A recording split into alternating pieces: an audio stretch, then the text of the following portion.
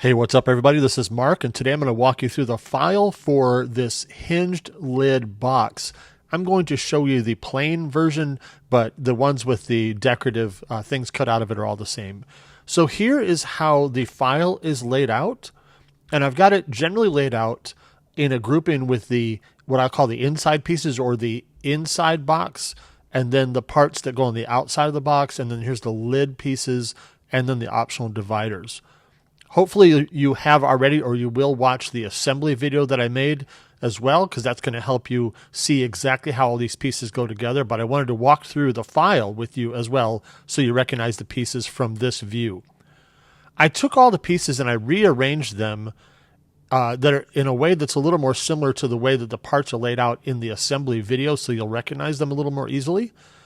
So let me just walk through how this works, and then again watch that other video and it will all come together for you. So here is the bottom piece of the box, and this is again starting with the inside pieces of the box.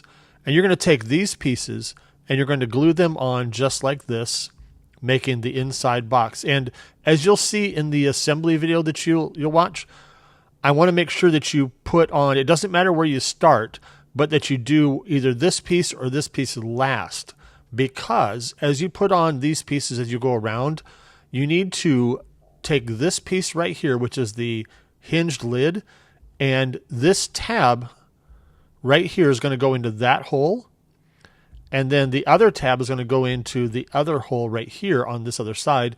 And so you're going to need to trap it in there as you put this together. So you're going to put on this one last, and you'll see again in the video how I show you to put this lid into this side and then bring this side up and trap that tab in there. If you've not watched that other video yet, that might not make a lot of sense, but as soon as you see it, it will.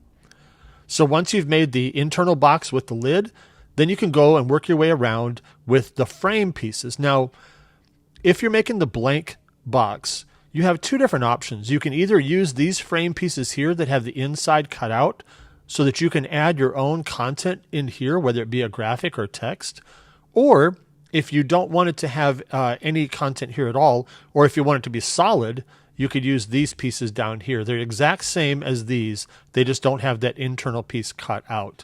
So for example, if you want to engrave on it instead of cutting out, you might choose to use these pieces instead. That's totally up to you. So those are interchangeable whichever direction you choose to go.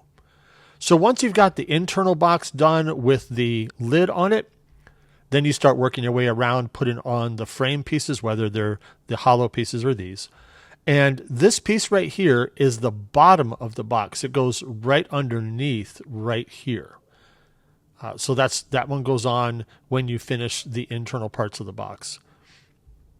And then all you have left is the lid. Now you've got two different options for the lid, the top part. You can either have, again, the cutout version or the solid, whichever you prefer. And it goes directly on top of this hinged piece, just like this.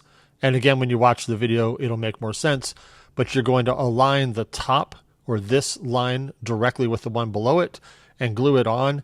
And you've got this amount of glue space right along here to put glue on.